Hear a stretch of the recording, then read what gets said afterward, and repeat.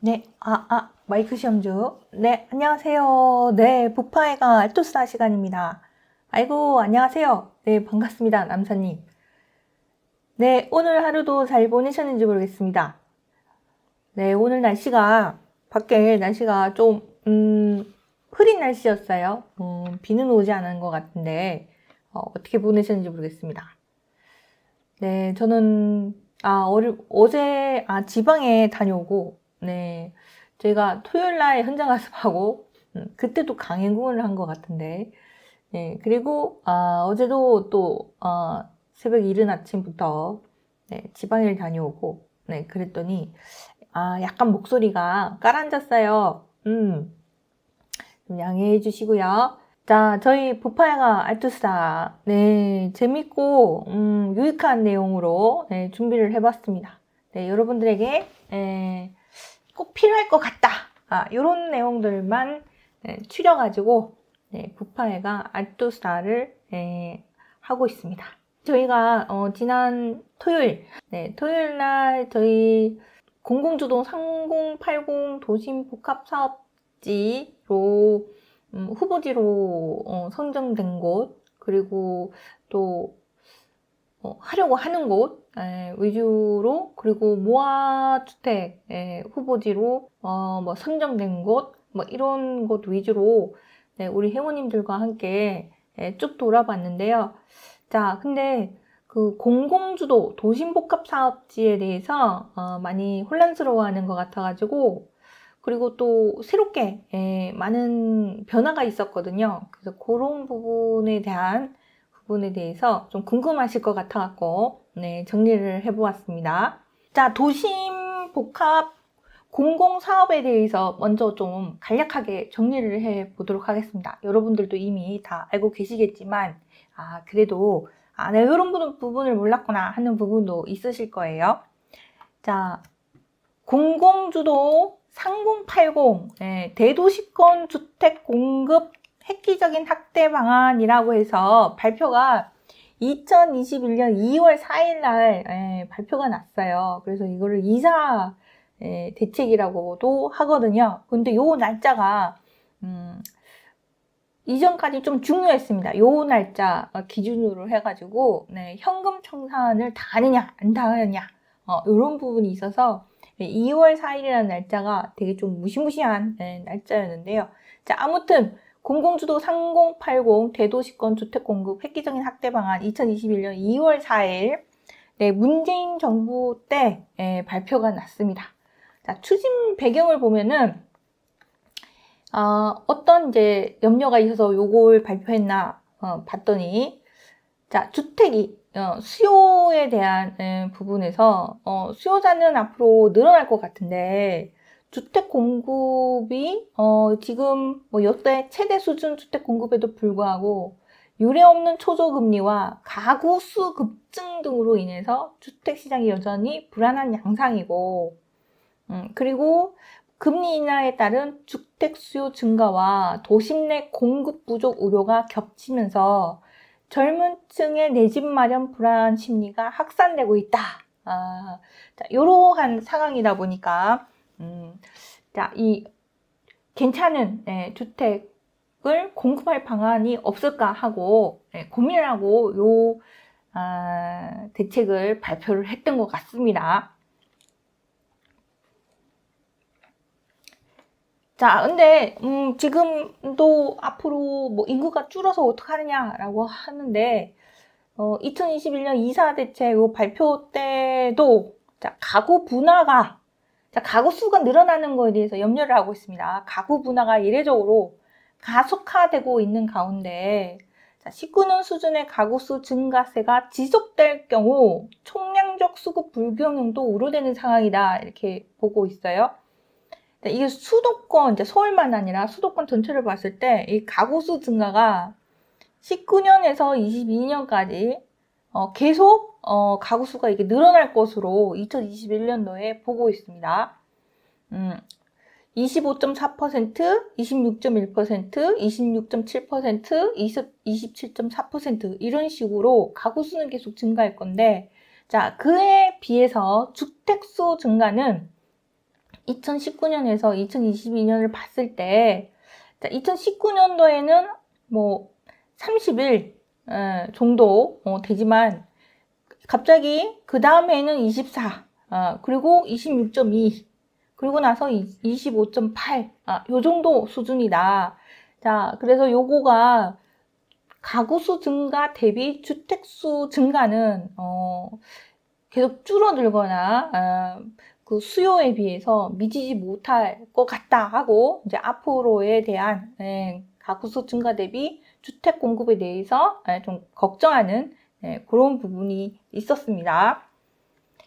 자, 그래서 도심 내에 주택을 어떻게 공급할까에 대한 부분에 자, 이 고민을 해봤는데, 자, 이 보면 그 집을 구하고자 하는 그 수요층이 어떤 수요층이었냐면 산업구조 변화와 에너지 재료 등 신기술 발전이 있었고, 그리고 소득 수준도 향상되어서 주거 트렌드 변화로 도시 공간 구조의 개편도 필요한 상황이고, 그러니까 소득 대비 눈높이에 맞는 주택이 필요한 상황이었고, 자, 그런데다가 중공업 지역, 중공업 지역도 도심 내에 있는 중공업 지역도 4차 산업혁명 대응을 위해서 주거 산업 융합 거점으로 그리고 또 역세권이 대단히 또 중요한 역할을 할 수 있음에도 불구하고 좀 뒤죽박죽 좀 섞여 있다 보니까 이 역세권을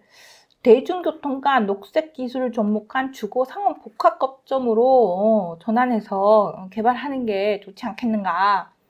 자, 그리고 소득 향상, 비대면 소비 등 생활 패턴 변화를 반영하고 도심 내에 또 저층 주거지가 또 많은데 이 저층 주거지를 양질의 주거 공간으로 조성을 해서 주택 공급을 한번 해보자. 자, 요런 이제 고민과 함께 이사 대책이 발표가 됐습니다. 자, 그래서 3080 도심 복합 사업에 대한 내용. 자, 주택 공급을 도심 내에서 원활하게 하기 위해서 준비되어서 발표가 된 내용이구나. 자, 근데 이제 그간 이 주택 공급의 문제점에 대해서 얘기를 합니다. 자, 뭐냐면 도심 내 대규모 공급은 주로 정비 사업, 즉 재개발, 재건축 사업으로 인해서 공급이 이루어졌는데, 즉 재개발, 재건축이 최근 3년간 서울 아파트 공급의 68%를 차지한다. 자, 근데 문제는 이러한 정비 사업이 시간이 많이 걸리고, 그리고 또 토지주들이 이제 조합을 구성하고 하다 보니 조합원들의 의견을 조율하면서 사업을 추진하고 이러다 보니까 이해관계가 충돌되고 절차도 복잡하고 그래서 시간이 장시간 소요된다. 근데 공급은 좀 빨리 돼야 될 텐데. 자, 그래서 한번 개발해서 주택 공급이 되기까지 상당한 시간이 많이 필요하니까 자, 신속하게 빨리 패스트트랙으로 주택을 공급하도록 해보겠다. 이렇게 했습니다.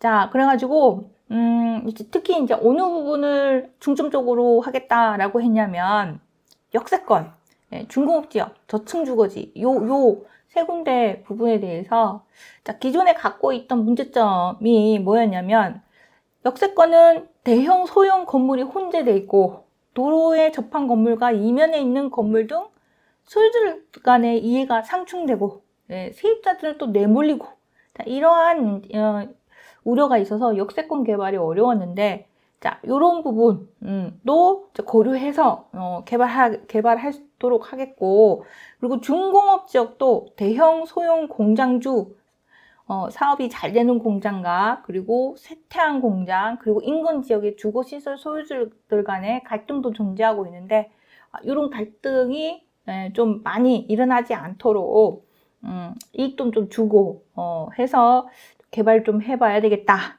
자, 그리고 또한 또 저층 주거지도 개발하면 도심에 주택을 공급할 수 있을 텐데 해가지고 저층 주거지를 개발해 보겠다라고 이제 하는 겁니다. 근데 이제 기존까지는 저층 주거지가 이 소유주들 간의 개발 비용 부담 능력의 차이가 너무 큰 거예요. 그러니까 저층 주거지를 이제 개발하면은 거기에 개발로 인해서 본인 부담으로 들어갈 수 있는 사람이 많지 않다 보니 마치 쫓겨나듯이 다른 곳으로 또 나가야 되는 그런 사람들이 또 생기다 보니까 좀 여유가 있으신 분들은 저층주거지 개발을 하겠다 그러면은 반기는데, 그 외의 분들은 우리가 여기서 그냥 요만하게 고만하게 살아도 되는데 뭐하러 개발을 해서 추가 비용 부담을 내고, 나는 이자 낼 돈도 없는데 근데 여기를 개발하느냐 해가지고 반대가 심해서 저층주거지 개발이 어려웠는데, 자 그러다 보니까 계속해서 개발이 어려워서 노후화가 심화되고 있었던 그런 상황인데, 이 저층주거지에 대해서도 소유주들 간의 개발 비용 부담을 좀 덜 하게 하고, 그리고 이제 쫓겨나듯이 나가지 않고 그대로 정착할 수 있도록 좀 해보겠다. 자, 요런 이제 취지로 발표가 됐습니다. 자, 지금까지 들어보니 내용이 참 좋죠. 자, 그래서 새로운 개발 수단을 도입하여, 자, 지금까지 없었던 새로운 개발 수단을 도입해서 기존의 재개발 방식과 재건축 방식이 아니라 도시 공간 구조의 개편과 함께 도심 내 양질의 부담 가능한이에요.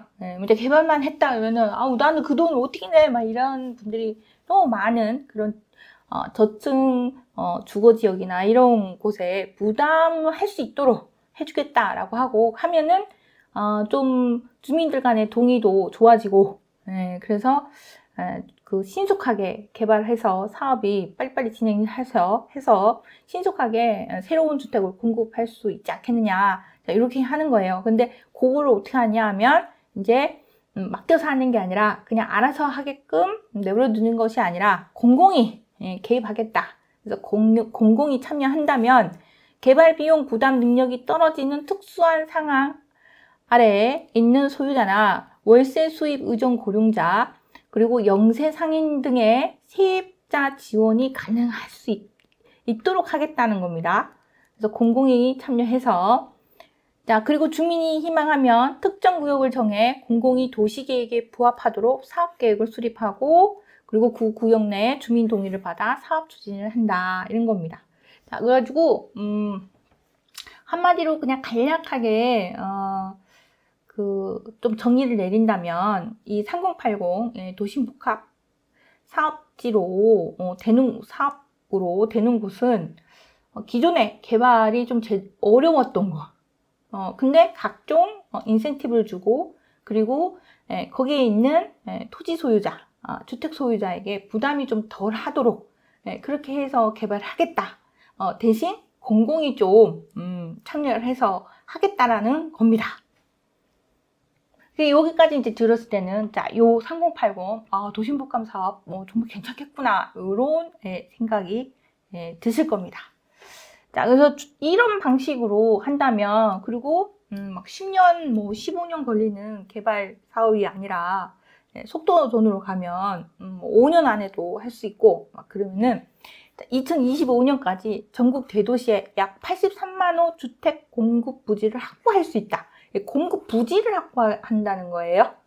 그러니까는 공공이 참여를 하는데, 대신 이제 개발을 할 때 이제 요게 좀 약간 다른 게 뭐냐면, 그 지역에 이제 주택 복합 사업지로 사업을 하는 곳은 이제 그 주택을 갖고 있는 분들이 자기 주택을 우선 내놔야 되는 거예요. 그래서 공공이 이제 부지를 다 확보를 하는 거죠. 그리고 나서 알아서 우리가 개발하고 인센티브도 주고, 그리고 이익이 생기면 이익도 나누고, 뭐 이런 식으로 하겠다는 거죠. 자, 그래서 이제 부지를 이제 그런 식으로 이제 부지를 확보하면 빨리 되지 않겠냐. 그래서 83만 호 주택을 공급할 부지를 확보하게 된다. 2025년까지 주택을 공급하겠다는 건 아니고요. 그리고 수도권에는 약 61만 호, 서울에는 약 32만 호, 그리고 5대 강력시 등에는 약 22만 호의 주택을 공급할 수 있게 될 수 있을 것 같다. 자, 근데 여기서 공공 분양이 한 70에서 80% 들어가게 되고요. 그리고 공공 임대 부분이 20에서 30% 정도 혼합 공급해서 한다는 겁니다. 자, 그래서 여기 보면 대도시권 내 부담 가능한 주택 공급에 대한 부분이 있었는데, 자, 여기서 이제 제가 오늘 중점적으로 말씀드리려고 하는 거는 도심 공공주택 복합사업지입니다. 그래서 요거하고 신통 그리고 모아주택 해서 이거 내용은 좀 이제 들어보면 알겠는데, 그러면 이거는 투자는 어떻게 해요? 라는 부분을 간략하게 정리해서 설명을 드리려고 하거든요. 그 전에 이 도심 공공주택 복합 사업이 어떤 것인가를 알고 계시면 좋을 것 같아서 도심 공공주택 복합 사업에 대해서 먼저 얘기를 드린 겁니다. 자, 그래서 개발이 어려웠던 역세권, 중공업 지역, 저층주거지 등을 활용해서 개발을 해보겠다라고 하는 지지, 그리고 공공이 참여해서 한다라는 부분입니다.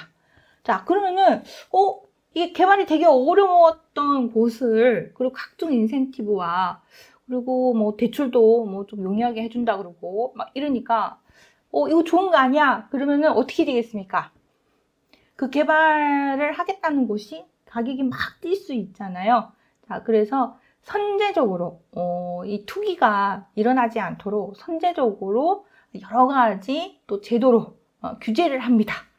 그래서 도심공공주택 복합사업지로 후보지가 된다거나 아니면 지정이 된다거나 그러면은 거래가 완전히 뚝 끊기는 그런 현상이 생기게 됩니다. 자, 왜 그렇게 생기는지 한번 더 살펴보도록 할게요.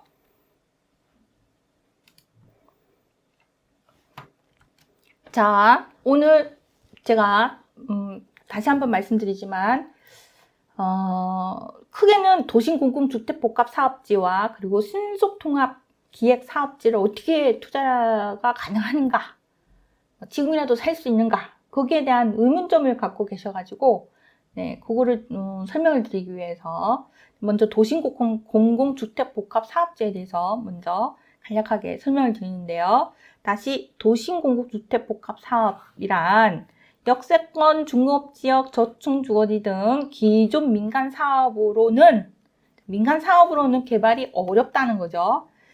자, 근데 이 어려운 곳을 양질의 주택과 함께 도시기능 재구조화를 위한 거점 조성을 동시에 추진하는 사업으로 공공이 참여해서 하는 사업이다 하는 겁니다. 자, 그래서 이제 나누어져요. 도심 복합사업지에 보면 역세권, 중공업지역, 저층주거지 이렇게 나누어진다는 거 정도만 또 알고 계셔도 좋을 것 같습니다. 자, 그리고 뭐 노후도 부분도 다른 지역에 비해서 그 노후도 비율이 조금 다소 낮고, 그리고 토지 등 소유자는 3분의 2 이상, 그리고 사업 면적이 2분의 1 이상 동의를 받아야 지정이 된다라는 요건이 있습니다. 자, 앞부분의 이 부분은 설명을 드려서 알겠고요. 근데 밑에 이 마지막 문장 또 기억을 해주시면 좋을 것 같습니다. 자, 도심복합사업지는 공공주택특별법으로 추진을 해요. 자, 그래서 만약에 여기 관련된 지역에 주택을 보유를 하고 계신다거나 아니면 나 여기 투자를 할까? 이렇게 생각을 하신다 그러시면 공공주택특별법으로 추진한다는 것을 알고 계셔야 되고요. 그리고 공공주택특별법에 대해서 조금 이해를 하고 계셔야 될 것 같습니다. 자, 그리고 사업 절차는 단순해요. 자, 먼저 사업 제한이 됩니다. 그래서 토지주나 민간기업이나 지자체 등에서 자, 이런 지역에 좀 해봅시다 하고 사업 제한이 들어오면 그러면은 이제 적정성 등을 검토해서 국토부 또는 지자체에서 복합사업지구 지정을 요청을 하고요. 이때 이제 토지주가 10% 정도 동의를 해야 된다고 합니다. 그러고 나서 사전검토위원회 상정을 하고 그리고 지정을 한다고 합니다. 그리고 나서 이제 지구 확정이 되고요. 그래서 예정지구 지정 후, 자, 여기 중요해요. 예정지구가 이제 지정된 후 1년 이내에 토지주 3분의 2 그리고 면적 기준이 2분의 1 이상 동의가 있어야 사업이 확정이 됩니다.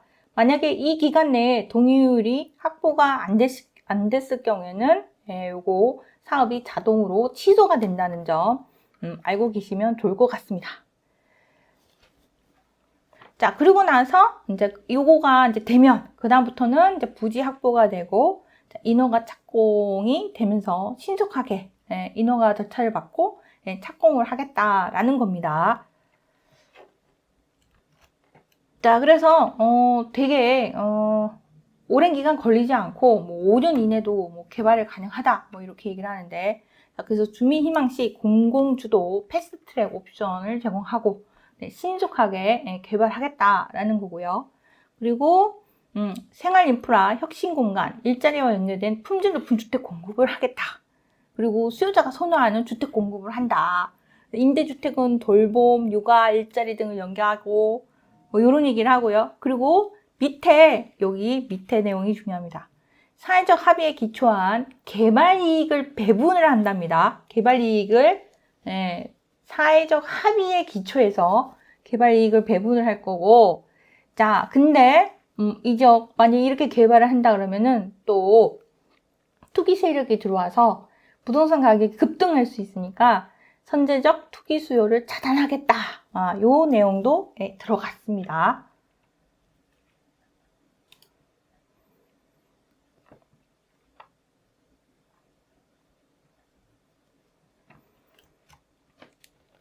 자, 여기 보면 주민희망시 공기업이 참여하고 다양한 이해관계도 이제 조율해 주고요. 자, 그렇게 해서 토지 소유자에게 추가 수익도 보장을 해줍니다. 그래서 공기업 참여 시 토지 소유자들 스스로 사업을 추진할 때보다도 예시입니다. 예시 10에서 30% 높은 수익률을 보장하고 아파트나 상가를 우선 공급을 하겠다. 이렇게 말을 하고 있어요. 자, 근데 이때 토지 소유자가 장래 부담할 신축 아파트 상가값을 기존 소유 자산으로 현물 선납한 후 본인이 갖고 있는 자산을 우선 현물을 선납합니다. 그리고 나서 나중에 이제 정산을 한다는 거예요. 그래서 그냥 다 우선은 내놔야 된다는 겁니다. 그리고 이제 그러고 나서 이제 한지로 간주했을 때는, 그때 내놨을 때 정산할 때는 그거는 양도세 이제 비과세로 계산을 해서 이제 정산을 한다는 겁니다. 자, 그래서 이 지역의 토지 소유자는 이제 우선 공급을 받게 되고요. 근데 여기서 만약에 나는 원하지 않아 라고 했을 때는 우선 공급을 희망하지 않는 토지 등 소유자의 자산은 현금 보상 등으로 수용한답니다. 그냥 이게 여기서부터 약간 좀 단점 부분에 대한 부분이 슬슬 나옵니다. 앞에까지는 좋았는데, 자, 원하지 않는다 하면 그냥 수용이 되는 겁니다. 그리고 현금 보상 등으로 수용이 된다는 거예요. 자, 그리고 자, 아무튼 단점에 대해서 이따가 또 정리해서 설명을 드릴 텐데요. 자, 여기 보면은 개발 비용 부담 능력이 없는 실거주자에게는 공공자가주택을 공급을 하고, 그리고 다가구 다세대 전세금 반환 부담이 있는 집주인에게는 대출 지원도 해준다고 합니다. 그러니까 혜택이 되게 좋은 거죠. 이렇게 하는 사업지는 다른 재개발이나 재건축 지역에서 보다는 좀 여유가 없는 분들한테는 좀 부담이 좀 덜한 그런 상태로 개발이 된다라고 하니까 처음에 이걸 되게 많이 반기는 그런 것들도 있었습니다. 자, 그리고 또한 개발하면 나의 생계수단을 잃어버리는 거 아니야, 이런 부작용이 있었던 그런 거에 비해, 자, 이 개발 사업으로 할 때는 고령의 다가구 임대인, 실경영 상가주, 공장주 등이 생계수단을 상실하는 부작용이 생길 때 생계 대책도 지원하도록 하겠다. 이렇게 얘기를 하고 있습니다. 자, 그리고 또한 여기서 뭐라고 나왔냐면 사업성 확보를 지원하고 공기업 리스크 관리도 한다고 합니다. 그걸 어떻게 할 거냐라고 하면 용적률을 상향하고 그리고 기부 체납 제한도 하고 그래서 사업성을 확보를 한다고 해요. 그리고 그러니까는 이제 어떤 재개발적이나 재건축 지역이나 나중에 보면은 사업성이 별로 없어가지고 막 하다 말고 우린 안 해 막 이렇게 하는 경우도 있긴 한데 자 여기서는 뭐 사업성도 확보해 줄 수 있고 그리고 자금 조달 지원을 위해서 공적 보증 지원도 강화하도록 해주겠다. 그러니까는 뭐 여러 가지 금전적 여유가 없으신 분들 이런 분들이 예전에 뭐 재개발 지역이나 이런 곳에 개발을 하게 됐을 때 오히려 막 반대하다가 안 좋은 선택을 하시고 막 그런 분도 계시고 막 그랬거든요. 근데 자 이런 식으로 좀 지원 강화되는 부분도 좀 많고 네 그렇습니다. 그리고 개발 이익도 공유를 한다. 그래서 개발 이익은 토지주 추가 수익이 생길 수 있고 그리고 쾌적한 주거를 위한 생활 편의 시설도 확충이 되고 이렇습니다. 그리고 세입자 이주나 공공자가 임대주택 등에 또 활용을 할 수도 있고 그렇다고 하네요. 자 그리고 주택 공급은 뭐냐면요. 자 이 도심복합 사업지로 개발을 한 곳은요. 이걸 갖다가 이게 무슨 주택이 되냐면 일반 재개발이나 재건축이 아니라 이건 분양주택으로 들어갑니다. 분양되는 주택으로 들어가요. 그래서 분양주택을 중심으로 공급하되 자, 소비자 선택권 확대 차원에서 공공임대주택과 공공자가주택도 수요에 맞게 공급을 하겠다라고 합니다. 근데 전체 공급 물량의 70에서 80%가 공공분양 물량이 돼요. 자, 여기 보면 토지 소유자 우선 공급 물량도 포함이 됩니다. 이렇게 공공 분양 물량의 토지 소유자의 그러니까 우선 공급이 되는 거예요. 우선 공급. 그러니까 선생님 이게 도심복합 사업지에서 나오는 용어들이 좀 생소합니다. 우선 공급? 이런 얘기가 뭔가요? 막 이렇게 하실 텐데요. 이따가 그 용어에 대해서 또 정리를 해 놓은 게 있거든요. 그리고 제가 이 영상을 올리는 그 댓글 창에 이 도심복합 사업지로 진행되는 사업에 나오는 용어들을 이제 정리를 그 재개발 용어와 비교해서 정리를 한 거를 올려놓도록 하겠습니다. 참고하시면 도움이 되실 것 같아요. 자, 그리고 공공임대와 공공자가를 혼합해서 20에서 30% 범위에서 공급하는 것이 이제 원칙이다 이런 겁니다. 자, 그러고 나서 이제 개발을 이제 어떻게 하냐면은 이제 여기저기 개발이 많이 이제 되잖아요. 지금 서울 내만 해도 도심복합 사업지, 신속통합기, 모하주택, 근데 일반 재개발, 재건축, 막 여러 지역들이 지금 막 개발을 하겠다라고 막 이렇게 하고 있는데, 자, 우선 도심복합 사업지 같은 경우에는 9차례, 그러니까 9차례에 걸쳐서 79개 후보지로 지정이 되어 있었고요. 그리고 이제 거기서 이제 몇 군데가 철회가 돼서 지금 다시 55곳 정도 사업 지역이 지금 있는 상황입니다. 자, 근데 그 많은 지역을 다 한꺼번에 개발하면 문제가 되잖아요.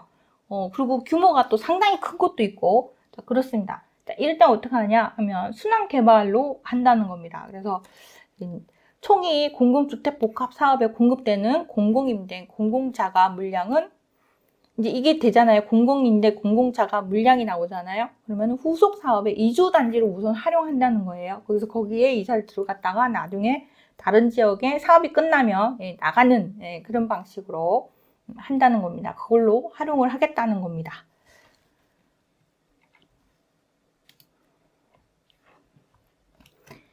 자, 그리고 이제 요 사업으로 진행할 때는 도시 건축 규제 등 완화되는 부분이 많아요. 그래서 용도 지역 변경, 그래서 용적률도 많이 주고요.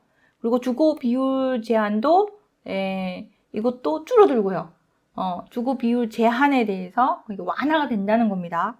그리고 주차장 확보, 이 부분도 완화가 되고요. 그리고 종상량 되는 부분도 좀 많이 완화해주겠다. 이렇게. 그리고 일조권 체감 이것도 이제 뭐 침해하면 어떡하느냐 뭐 이런 부분이 생기잖아요. 이제 많이 이렇게 짓고 높이 짓고 그러면은 뭐 조금 부분도 생기고 채광 부분에 대한 것도 생기고 막 이럴 텐데 이것도 1조 채광 기준 완화를 해서 짓도록 하겠다라고 합니다. 그래서 좀 빽빽하게 좀 높이 많이 짓겠다는 거죠. 자, 그리고 기부 체납 부분도 주택법령에 따라서 15% 정도 수준에서 결정하겠다고 합니다. 그래서 기부 체납에 대한 부담도 조금 덜하게 하도록 하겠다. 이렇게 했습니다. 그래서 이제 사업 절차가 아까 말씀드린 대로 제안이 들어오면 이제 지구 지정 제안을 하고 그리고 예정 지구 지정 고시를 하고 사업 추진 의사 타진을 하고 그리고 난 다음에 지구 지정 확정 고시가 일어나고 난 다음엔 민간 시공사를 선정을 합니다. 그리고 나서 이제 부지 확보하고 그리고 나서 이제 착공하고 뭐 입주를 하면 된다. 그래서 여기가 사업 제안 입주까지 4년에서 5년 이내 완료가 된다. 그래서 이게 또 가장 큰 장점이 뭐냐면 이 기간이 되게 짧아지는 거. 그래서 되게 빨리 진행해서 할 거다라는 부분이 있다는 거. 그것도 되게 큰 장점으로 보고 있어요. 자, 그래서 도심공공주택 복합사업지로 지금 후보지로 지정된 곳들이 또 많고 막 그런데 자, 그 진행상 보면 중랑구 같은 경우에는 지금 후보지로 선정되어 있는 곳. 그래서 이제 몇 군데 이렇게 보면은 역세권 개발 이제 보이시죠? 역세권 개발이고 여긴 저층주거지 개발이고 여기도 저층주거지 개발입니다. 근데 이제 후보지 선정하고 이제 진행을 보면 의외로 그러니까 이 중랑구에서는 뭐 진행이 좀 된 곳이 있고 지금 아직 안 된 곳이 있고 더딘 곳이 있고 빨리 진행하고 있는 곳이 있고 그러네요.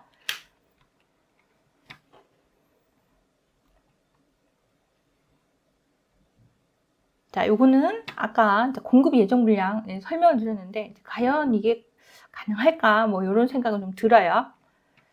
자, 근데 지금까지 그래서 도심복합사업지에 대해서 살짝 정리를 해드렸는데 뭐 단 세세하게는 아니지만 그래도 간략하게 요점 설명을 드렸습니다. 그래서 도심복합 사업에 대한 이해가 좀 되셨으리라 생각이 듭니다. 거기 기존 토지 소유자, 주택 소유자들 같은 경우에는 여러 가지 인센티브를 받겠구나. 자, 이런 생각이 드실 겁니다. 자, 근데 문제는 단점입니다. 자, 근데 뭐냐면 갑작스럽게 현금 청산을 당하시는 분들이 이제 생기게 되고요. 그리고 또 만약에 현금 청산을 당하잖아요. 그러면은 시가 기준이 아니라 감정평가 금액으로 현금 청산을 당하는데 보통 감정평가 금액은 다소 되게 낮게 책정이 된다고 합니다.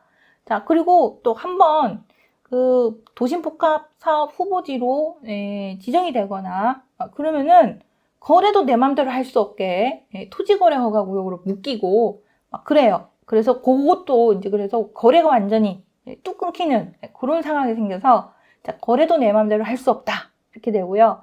자, 그리고 또한 도심복합사업지에 경공매로 낙찰받아도 현금 청산 당한다. 이런 단점이 있었습니다. 자, 요거는 뭐냐면요. 2021년 이사 대책에 따른 단점입니다. 자, 그 이사 대책 발표 당시에 사업구역에 대한 투기 수요 등 유입 방지를 위해서 자, 여기 보면 공기업이 단독 시행 신청 시 해당 구역은 토지거래 허가 구역으로 지정되고요. 자, 그러면은 그 발표일이 2021년 2월 4일이었습니다. 그래서 그 대책 발표일 이후 공공주택 복합사업구역 내 부동산을 취득하는 경우에는 아파트 상가 우선 공급권이 부여되지 않고 현금 청산 대상이 되는 겁니다. 자, 그래서 대책 발표일 이후에, 그러니까 2월 4일이잖아요. 근데 그때 당시에 건물을 이렇게 짓고 있던 분들, 뭐 이런 분들, 분양받으신 분들, 아직 내가 소유권을 취득하지 않았는데 그러다 보니까 이 날짜가 지나버리는 거예요. 그러다 보니 2월 4일 날짜 지나서 소유권을 어쩌다 보니 취득을 하게 되니까 현금 청산 대상이 돼버리신 그런 황당한 일도 생기고 막 그렇게 됐습니다. 그래가지고 이거에 대한 반발이 또 많이 일어나고, 그리고 또한 맘대로 거래가 안 되고 이러다 보니까 거기에 대한 또 반발도 많이 생겼습니다. 그래서 도심복합사업지로 후보지로 지정이 된 곳들도 우리 안 하겠다 막 철회하고, 그리고 반대하는 주민들도 늘어나고 그런 이제 상황이 점차 생겼어요. 자, 여기 보면 조금 더 들여다보면, 자, 투기 수요 차단을 위한 우선 공급권 부여 원칙 확립입니다. 그때 이사 대책 발표입니다.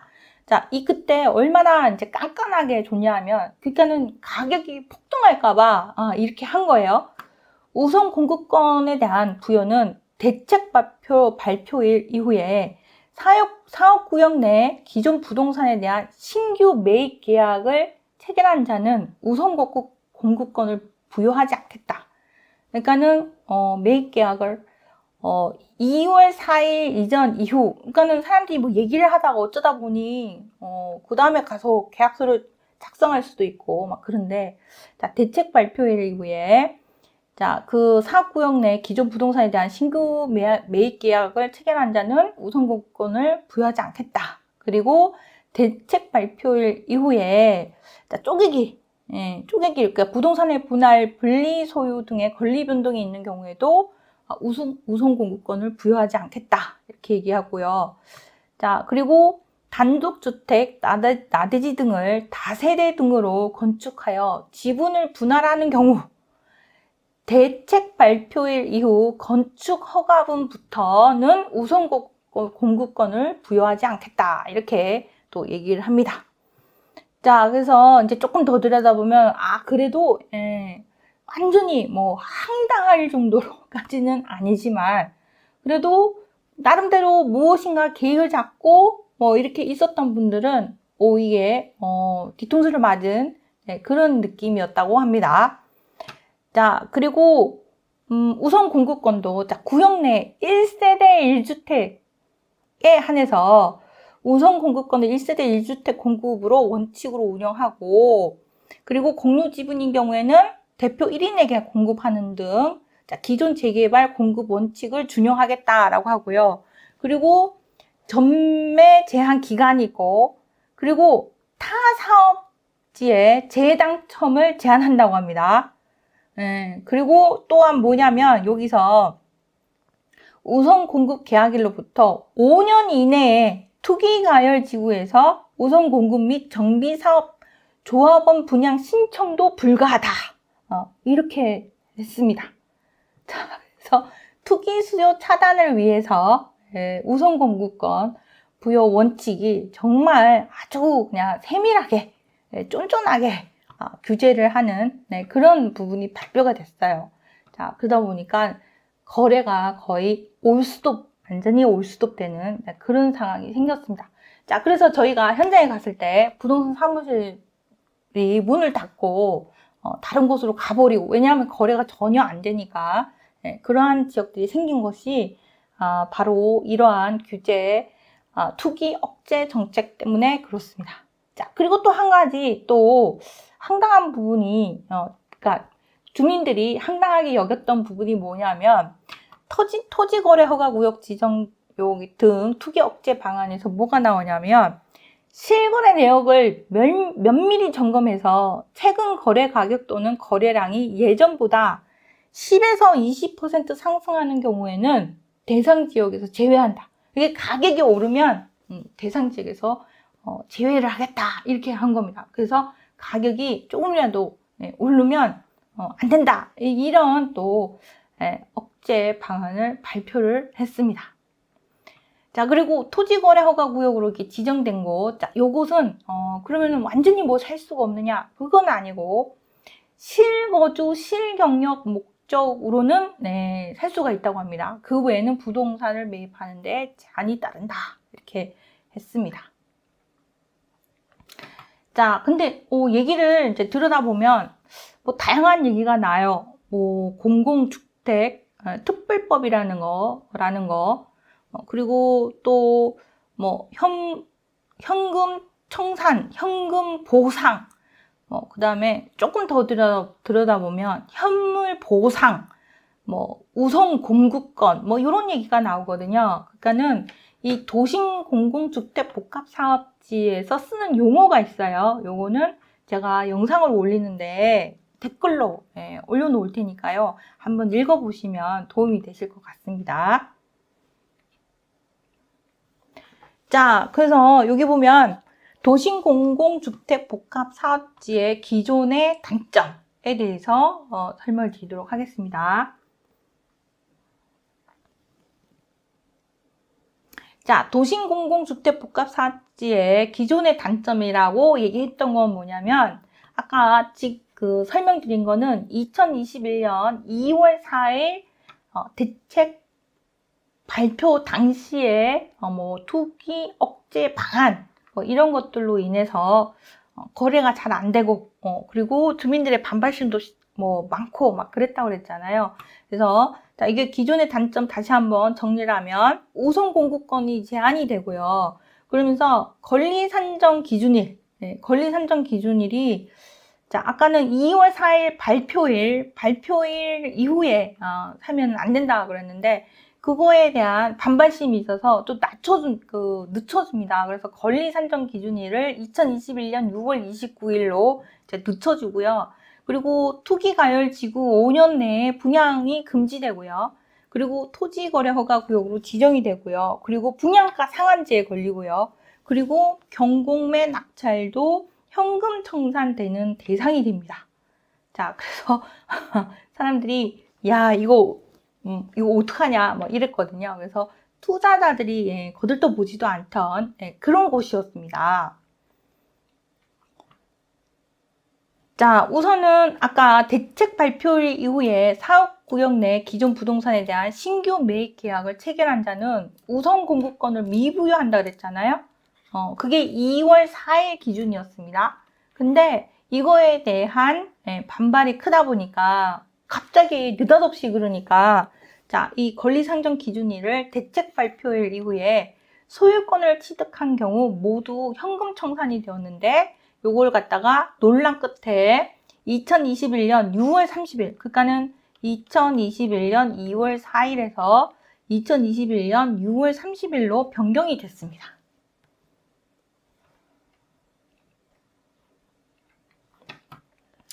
자, 그렇게 해서 이제 여러 지역으로 도심복합사업지 후보지가 이제 막 발표가 되고 막 그랬는데요. 자, 하지만 2021년 8월달 기사입니다. 몇 달 후에 삐걱대는 공공개발, 도심복합사업 반대 목소리 확산. 그래서 후보지 철회하라. 막 이렇게 이제 반발하시는 주민들이 이제 점차 늘고. 그리고 이제 뭐 반대율도 50%나 훌쩍 넘어가는 곳도 생기고 그랬습니다. 자, 그리고 투자자들도 여기는 투자할 곳이 안 돼라고 또 외면을 하고 그러다 보니까 거래는 완전히 안 되는 그런 상황이었어요. 자, 근데 현금 청산 기준에 대해서 너무 반발심이 크다 보니까 이걸 갖다가 좀 변경을 합니다. 자, 어떻게 변경하냐 하면 첫 번째, 자, 우선 말씀드린 대로 2021년 2월 4일 이후 신규 매매 계약자에 대해서는 현금 청산을 한다고 그랬잖아요. 근데 청산 기준점을 변경을 합니다. 2021년 6월 29일 이전까지 소유권 이전 등기한 경우에는 예외로 두겠다 이렇게 얘기를 했어요. 자, 그렇지만 그래도 그게 말이 되느냐? 나의 재산을 함부로 마음대로 자유롭게 할 수 없다니 뭐 이렇게 된 거예요. 자, 그래서 이게 뭐냐면 2022년 8.16 대책이 발표가 됩니다. 이때는 뭘로 이제 얘기를 하냐면 특별히 후보지 발표 전에 매수한 1주택자에 대해서 특별 공급권을 부여하겠다 이렇게 한 거예요. 그러니까 후보지 발표 전에 매수한 자, 이거 여러분들 이게 뭔가요? 또 헷갈리실 거예요. 그게 뭐냐면 도시복합사업지로 계속 사업 지역으로 계속 지구가 그 후보지가 지정이 되잖아요. 그죠? 후보지가 계속 지정이 되는데 앞으로도 계속 지정이 되는데 현금 청산 기준이 첫 번째는 2021년 2월 4일 기준이었다가 게다가 이제 사람들이 너무 반발이 심하니까 2021년 6월 29일입니다. 그러고 나서 이제 그 이후에 갑자기 느닷없이 여기는 이제 도시복합사업지구로 이제 지정이 됩니다. 후보지가 됩니다. 그러면은 2021년 6월 29일 이후에 소유권을 취득한 사람들이 이게 현금 청산이 돼버리는 거예요. 그러니까 이게 갑자기 이제 느닷없는 이제 날벼락이 된 겁니다. 자, 그러다 보니까 그러면은 후보지, 그러니까 현금 청산 기준일로는 벗어났지만 후보지로 발표하기 전에 이미 주택을 매수한 사람인데 그 사람이 1주택자라면 그 사람에게도 우선 공급권은 아니더라도 우선 공급권과 비슷한 특별 공급권을 부여하겠다 이렇게 얘기를 했습니다. 자, 근데 뭐 그래도 이게 뭐가 좀 이 답답한 그런 부분이 있었던 모양입니다. 자, 그래서 또 주민들이 반발합니다. 그게 또 말이 되느냐? 후보지 발표 전에 매수를 하는 사람들이 있는데 후보지로 될지 안 될지를 모르니까 아직 후보지로 지정되지 않은 지역들조차도 거래가 안 되는 거예요. 혹시나 또 후보지로 이제 이 지역이 이제 막 여기 도심복합사업지로 될 겁니다. 여기는 우리는 할 겁니다. 뭐 이런 얘기가 나오는 그런 곳들조차도 여기 괜히 매수를 했다가 나는 1주택자가 아닌데 근데 이거 현금 청산이 되면 어떡하느냐 이렇게 돼버리니까 이제 거래가 좀 안 되기 시작을 합니다. 주변 지역들까지도 거래가 안 되기 시작을 하는 거예요. 자, 도심 공공주택복합사업지가 9차까지 이제 후보지가 발표가 났고요. 그리고 또 그 사이에 후보지 철회 지역이 또 생겼습니다. 여기저기 지역이 후보지에서 철회를 했어요. 그래서 79개 후보지에서 지금 현재 한 55군데 정도 후보지로 지금 지정이 돼 있다고 합니다. 자, 근데 2023년 8월 달입니다. 자, 2021년 2월 4일 발표 이후부터 도심복합사업제 여러 가지 일이 있었는데, 자, 여기 보면 그 도심복합사업에 있어서 또 한 가지 문제가 됐던 게 뭐냐면 분양가 상한제입니다. 분양가 상한제. 그리고 이제 이걸 내놔야 되잖아요. 자기가 갖고 있던 거를 우선은 내놓고 그리고 나서 이제 개발이 다 되고 나면 우선 공급권을 부여받고 뭐 이러는데 그게 이제 헐값 보상이다. 그래가지고 도심복합 사업에 대한 자초 위기 막 이러면서 자, 이 도심복합 사업에 대한 결사 반대 뭐 이런 지역들이 여러 군데 생겨나기 시작을 합니다. 자, 여기 보면 아까 리스크가 별로 없고 그리고 사업에 대한 부분에서 공공이 좀 책임지고 사업성 있게 해주도록 하겠다라고 하는데 근데 그 사이에 자재값이 이제 껑충 뛰고 그리고 건축비 인상 압력이 커진 상태에서 자, 이거 보니까 원주민이 부여받는 우선 공급권 이 우선 공급권에 대한 원주민 분담금이 높게 책정 될 수밖에 없는 그런 상황이 생겼습니다. 그래가지고 이거는 아닌 것 같다. 이런 이제 문제가 생겼고요. 그러니까는 이제 중간에 갑자기 자재값 인상으로 인해서 자, 그리고 사업 속도를 높이는 데 치중하다 보니까 그 주민 동의를 받는 이런 부분에서 이게 사업청이 구역 지정 시점을 이제 제외하면 그 주민 동의를 받는 과정 없이 진행하다 보니까 이게 막바지에 깜깜이 개발이다. 우리가 이게 뭐 앞으로 이게 보상가는 얼마가 될지 뭐 이런 거가 전혀 모르는 상태에서 개발이 되는 그런 이제 사업으로 이제 되는 겁니다. 이게 사업 맞벌이 집과 땅을 넘기는 시점에서야 정확한 보상가를 알 수 있기 때문에 깜깜이 개발이라는 지적을 피하기 어렵다.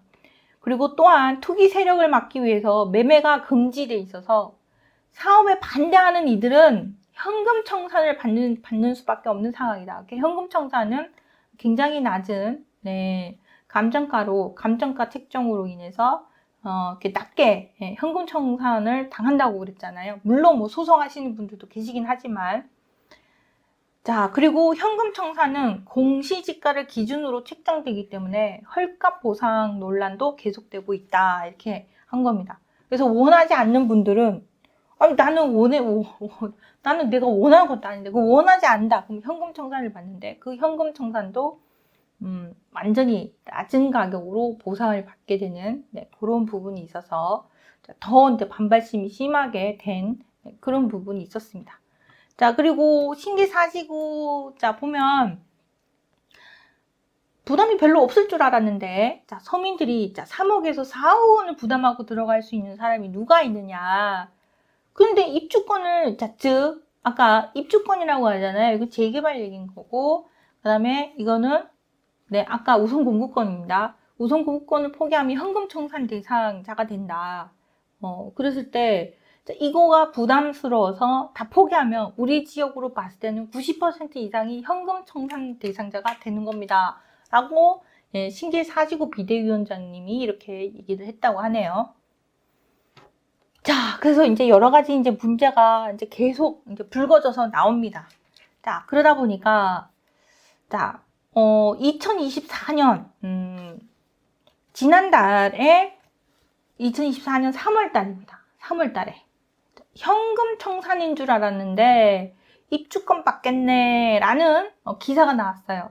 그게 뭐냐면, 이게 문제가 많다 보니까, 규제를 좀 푼다는 겁니다. 도심 공공주택 복합 사업에 대한 여러 가지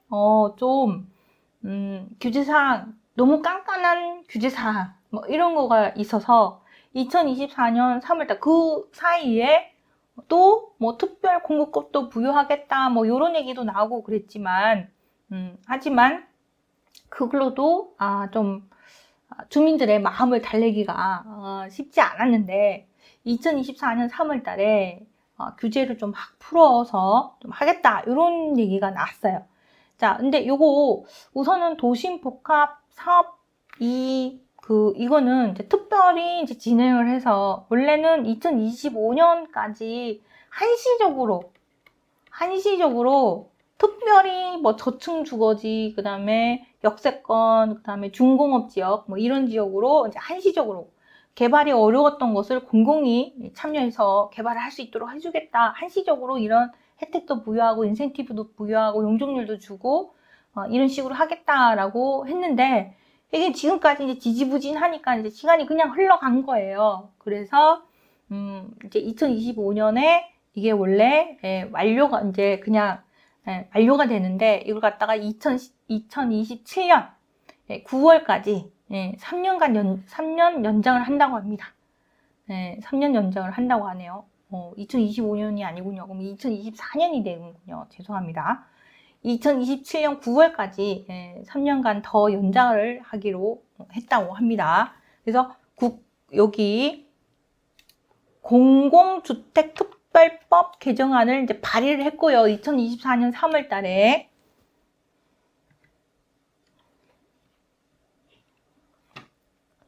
자, 그래서 정부는 지난 1월 10일 날, 2024년 1월 10일 날 이 부동산 대책 발표 때 이 도심복합 사업, 이 토지주에 대한 부분도 이제 그 얘기가 많으니까 이걸 갖다가 뭘 이제 얘기를 하냐면 자, 여기서부터 이제 여러분들 귀를 기울여서 잘 기억을 해 두시기 바랍니다. 자, 분양권 우선 공급 날짜. 처음에는 2021년 2월 4일이었고, 그 다음에 2021년 6월 29일 이었습니다. 자, 그런데 2024년 1월 10일 날, 이거 너무 문제가 많다. 이래가지고, 뭘로 했냐 하면, 이 우선 공급권을 받을 수 있는 기준일을 뭐 2021년 6월 29일 이후에 그냥 어쩌다 매수했는데 내가 도심복합사업지로 돼가지고 현금청산 당하면 정말 이게 뜬금없잖아요. 그래서 뭘로 바꿨냐 하면 개별 후보지 선정일로 바꾸겠다고 했다고 합니다. 자, 2024년 1월 10일 날 부동산 대책 발표가 있었고요. 자, 그리고 나서 이제 이게 이번에 발의된 개정안은 이를 법제화한 것이다. 그래서 지금은 뭐냐면요. 2021년 6월 29일이 아니라, 자, 그게 2021년 6월 29일 날 토지나 주택을 취득한 사람은 아파트를 못 받고 현금 청산만 가능했지만, 이 개정안은 나중에 도심복합사업 후보지로 만약에 이게 선정이 된다. 그러면 후보지 선정일이 이제 기준이 되는 겁니다. 그래서 후보지 선정일 전에 주택을 보유하고 있는 사람이라면 2021년 6월 29일 이후에 주택을 보유했다 할지라도 현금청산 당하지 않고 우선 공급권을 받을 수 있다. 이렇게 된 겁니다. 자, 그리고 특히 개정안은 법 개정 전 도심복합사업 후보지로 선정됐다 하더라도 우선 공급일 조정을 소급 적용받는 특례 조항도 담았다라고 합니다. 자, 그래서 개정안이 최종 통과하면, 아직 통과는 안 했어요. 5월 달에 5월 달에 다시 얘기가 나오는 걸로 알고 있는데, 자, 개정안이 통과하면 지난해 12월 발표한 경기 시흥대하역 강주 소태역 인근 역세권은 2021년 6월 29일이 아니라 후보지 선정일인 2023년 12월 22일에 따라 그 이전에 집을 샀다면 분양권을 얻게 된다, 이런 겁니다. 자, 그래서, 그전에는 들어보니 참, 이거 좀 까다롭군 해가지고 넘겼는데, 몇 가지 변동사항이 있었고, 그리고 또한, 우선 공급일 또 이제 조정이 돼서 후보지 선정일로 되었다. 요거, 자, 그래서 지금 추진하고 있는 곳들이 있잖아요. 추진하고 있는 지역들.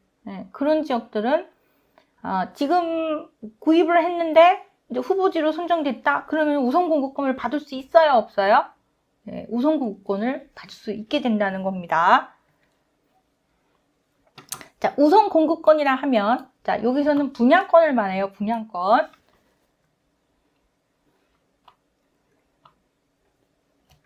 자, 그리고 또 별표 또 3개입니다. 자, 근데 또한 이제 문제는 또 이것도 있어요.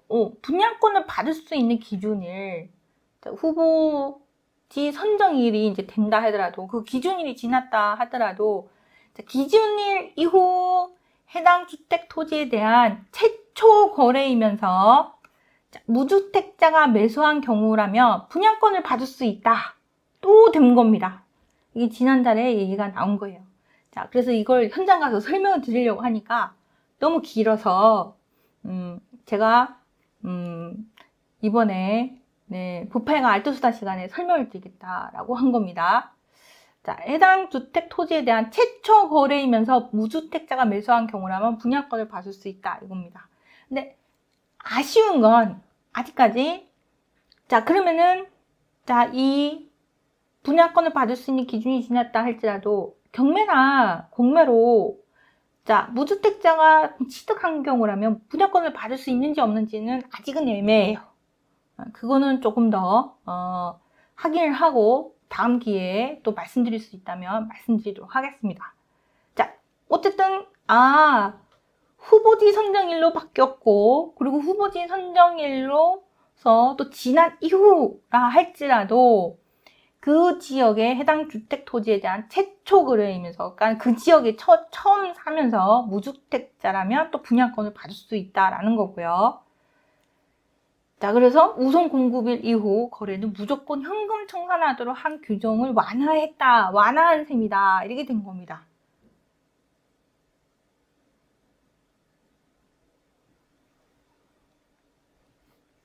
자, 그래서 국토부에서 말하기를 공공주택 사업 취지를 고려해 무주택자의 거래에만 현물 보상을 제공하도록 했다고 설명했다입니다. 집으로 보상하겠다 이렇게 얘기를 하는 거예요. 자, 그리고 또한 분양 체결 이후엔 분양권도 팔 수 있도록 하겠다라고 한 겁니다. 그래서 도심복합사업지에 대한 부분에서 여러 가지가 그 사이에 많이 완화가 됐어요. 완화가 돼가지고 분양계약 체결 이후엔 분양권도 팔 수 있게 됐고요. 자, 그리고 기존에는 아파트가 완공되고 소유권 이전 등기를 한 이후에만 전매할 수 있었는데 이제 분양 체결 이후에는 분양권도 팔 수 있게 되었고요. 자, 그리고 도심 복합 사업 시행 기간은 이제 3년을 더 늘려서 이제 하게 됐다는 건 아까 말씀드린 거고요. 자, 하지만 이 개정안이 국회 본회의를 통과해야만 한답니다. 그래서 법안에 대한 논의는 총선 후 5월 30일 새 국회가 구성되면 본격 진행될 전망이다. 자, 그래서 우리가 그 현장학습 갔다 왔잖아요. 경매 물건 많이 나왔던 현장학습 갔다 왔어요. 그래서 요거 5월 30일 이후에 또 어떻게 될지 또 한 번 더 부파회관 알토수다 시간에 설명을 드리도록 하겠습니다. 자, 그래서 이 공부를 좀 제대로 잘 해놓고 계시면 되게 도움이 많이 될 거예요. 자, 근데 선생님 그러면은 도심복합 사업지하고 신속통합기획 그냥 모아주택 그럼 이거는 어느 것이 더 투자하는데 아니면 또 유의사항 이런 부분에 대한 거를 좀 간략하게 좀 더 설명을 좀 해줄 수는 없을까요? 라고 또 생각을 하고 계실 분이 계실 것 같아서 설명을 드리도록 하겠습니다. 자, 우선은 정리를 해보도록 하겠습니다.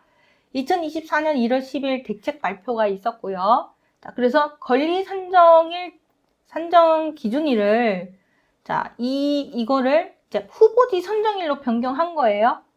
그래서 앞으로 이제 후보지로 선정하는 지역들이 있을 거 아니에요. 그러니까 그 선정하는 지역, 그러니까 후보지로 될 지역 이전에 구입을 했다 하면 괜찮다는 거고요. 자, 그리고 그 무주택자 같은 경우에는 후보지 선정일 이후라도 입주권을 부여한다 라고 이게 완화가 됐습니다. 자, 이게 2024년 1월 10일 날 주택공급 확대 및 건설 경기 보완 방안이라고 발표가 났어요. 그래서 후보지 발표 요때 자, 그래서 해당 복합지구에만 무주택자는 어떠해야 되냐면 그러니까 후보지 선정일 이후에라도 구입을 할 수 있는데 그러면은 어떤 무주택자여야 되냐면 해당 복합지구에만 주택을 보유해야 하고요. 그리고 그 지역에 좀 약간 좀 아쉬운 부분이 있는데 요 부분 좀 애매해요. 요거는 현물 보상 미증가 그 현물 보상 부분이 좀 증가되지 않아야 된다. 자, 그리고 후보지 선정 이후 자꾸 샀다 팔았다 한 집은 안 되고 최초 소유권 변동 또는 보존 등기되어 있는 지역이어야 됩니다. 자, 그래서 요거는 이제 현물 보상, 그 집으로 받겠다라고 하는 그 지위 승계 특약을 하고 공공주택 사업자에게서 확인을 받아야 된답니다. 이 무주택자인 경우에는. 자, 그리고 2024년 1월 10일 날 또 대책 발표에 또 한 가지 더 들어간 거는 임대료 손실 난 거 어떡하냐고. 난 임대료 받고 있었는데 사업기간 동안 내가 임대료를 못 받지 않느냐라고 할 때 그 임대료 손실 일부 부분에 대해서는 또 보존하도록 할 수 있도록 하겠다 이렇게 발표가 났습니다. 자, 그러면은 무화주택하고 신속통합기획하고 한번 비교해서 조금 현금 청산 되는 부분 좀 비교해서 한번 볼게요. 무화주택인 경우에는요. 자, 이거 무화주택은 그 주택이 지어지는 거 있잖아요. 뭐 쪼개기 한다라든가, 그러니까는 뭐 빌라를 신축을 짓는다든가 뭐 이런 거 있잖아요. 그래서 모아주택 신축의 경우에는 권리 산정 기준일까지 착공 신고를 해야 하고요. 착공 신고만 하면 된다는 겁니다. 그리고 단 단 조합 설립 인가일 이전까지 소유권을 확보하면 돼요. 그래서 모아주택은 조금 도심복합사업지역에 비해서는 현금 청산당하는 그런 부분이 좀 많이 좀 기준이 좀 덜 까다롭고요. 자, 그러다 보니까 2024년 4월 15일 날 발표가 났습니다. 그래서 덜 까다로웠는데, 자, 근데 또 법이 바뀌어요. 그러니까는 부동산 부분에 대해서는 계속 공부를 해야 될 것 같아요. 뭐냐면, 강진구에서, 자, 모아타운에 대한 투기가 많다 보니까 투기 세력에 이제 경고장을 날렸습니다. 그 뭐냐면, 여기서 권리기준 산정일을 앞당겨야 되겠다. 이게 권리 산정 기준일까지 이게 뭐 하면 뭐 한 3개월 정도? 이게 기간이 좀 비나 봐요. 그러니까는 대산지 선정에 3개월 이상의 시간이 소요되기 때문에 이 3개월 기간 동안 막 투기를 하고 그리고 막 그 다가구에서 다세대 빌라를 짓고 단독주택에서 다세대 빌라를 지어서 지분 쪼개팅을 한다. 그래가지고 권리 산정 기준일을 사업 신청 접수일로 변경해 투기 수요를 잠재우도록 하겠다. 이렇게 했다고 합니다. 그래서 이걸 갖다가 서울시에 요청할 계획이라고 합니다. 이것도 어떻게 될지 확인을 봐야 돼요. 그래서 이런 부분이 이제 모아주택 부분에서 좀 있다라는 거고요. 자, 근데 신속통합기획의 현금 청산 기준은 어떻게 되느냐라는 건데요. 자, 신속통합기획의 현금 청산 기준은 자, 아까 뭐 건축물을 짓고 뭐 이렇게 하는 거 부분에서 자, 1차 신통기획 선정지의 권리 산정 기준일은 신통기획 공모일인 2021년 9월 23일입니다. 요렇게 해놓고, 그러고 나서 2차부터는 무조건 2022년 1월 28일로 일원화를 했습니다. 그래서 요거 기준으로 해서 이제 뭐 쪼개기를 한다거나 그러면은 무조건 안 된다. 이렇게 한 거예요. 그러니까는 이 신속통합기획 이제 후보지 신속통합기획으로 묶이는 곳들 뭐 이런 곳들 같은 경우에는 갑자기 공사가 올스톱됩니다. 신축 못 지어요.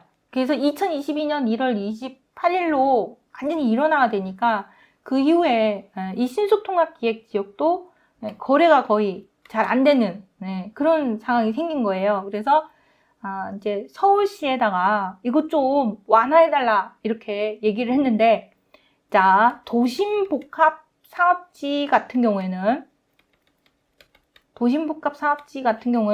많이 완화를 좀 계속 좀 변경이 돼서 좀 완화가 되는 그런 그런 식으로 좀 변경되어 온 것 같고요. 근데 신속통합기획 같은 경우에는 아주 짠없이 안 된다. 2022년 1월 28일로 일어나하고 변경할 계획이 없다. 이렇게 서울시에서 이렇게 입장을 발표했다고 합니다.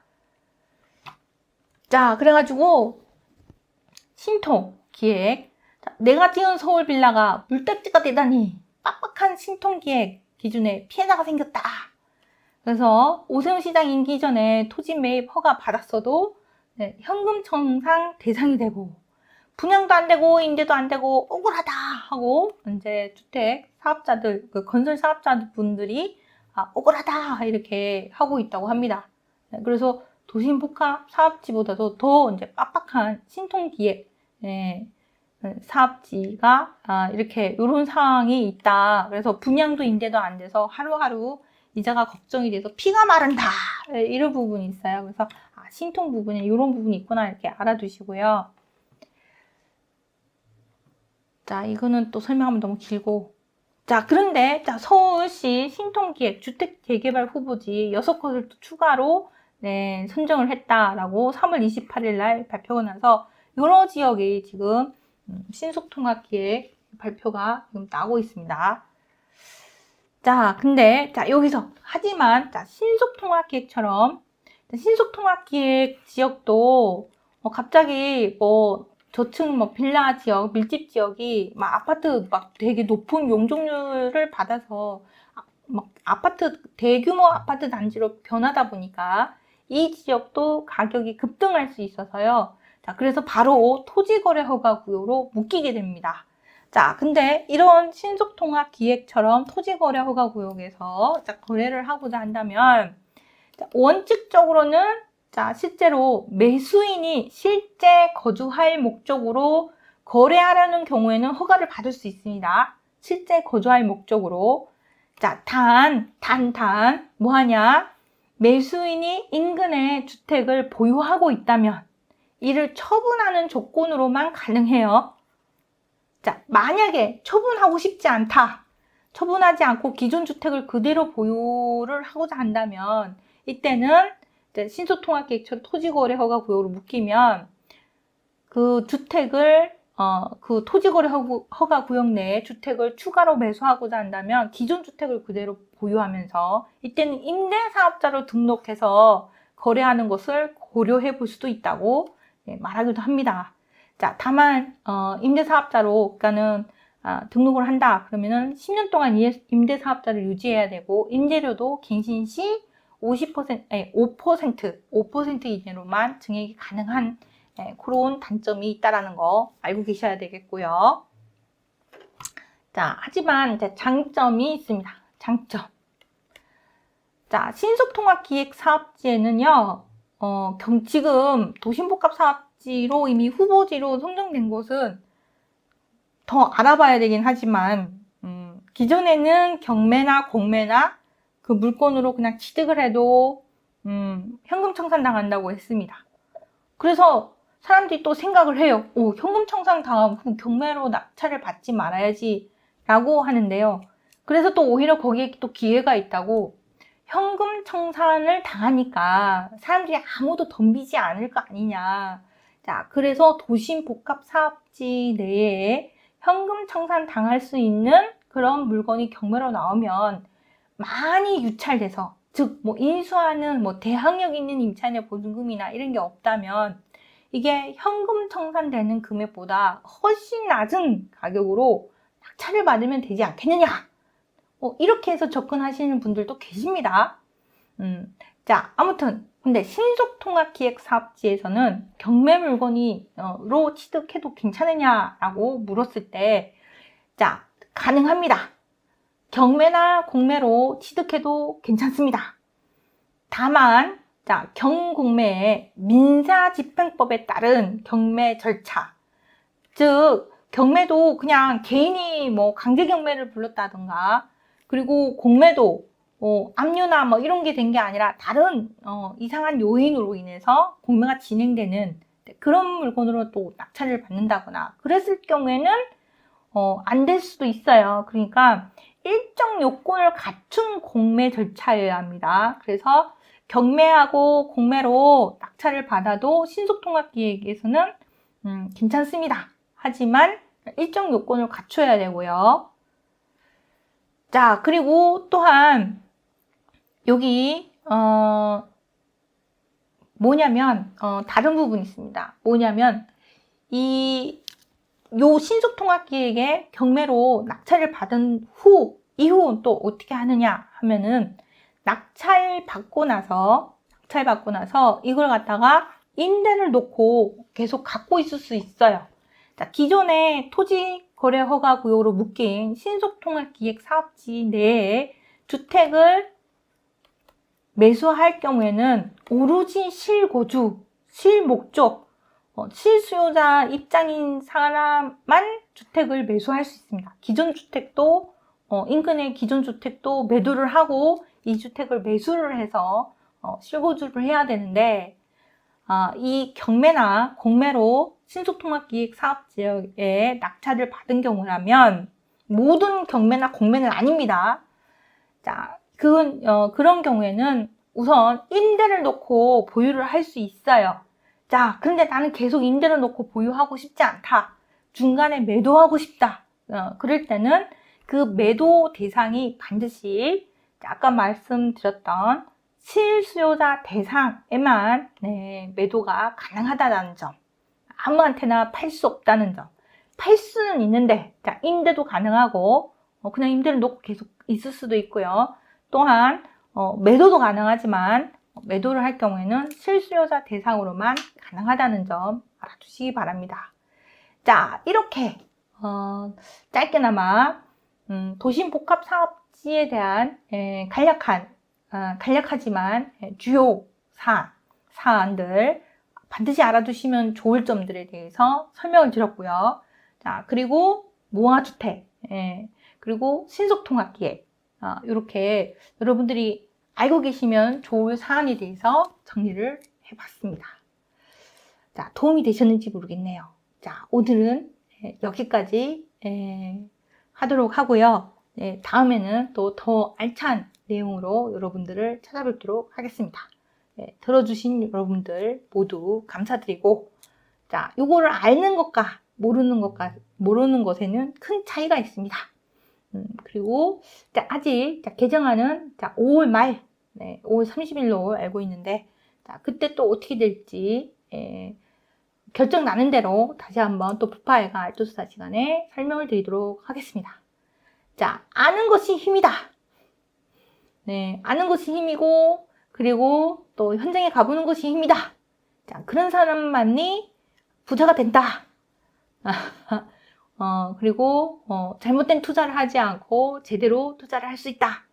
이런 말씀을 드리면서 오늘 밤 늦은 시간까지 저희 이야기를 들어주신 모든 분들께 감사드리고 계속 응원드리면서 오늘 마치도록 하겠습니다. 감사합니다.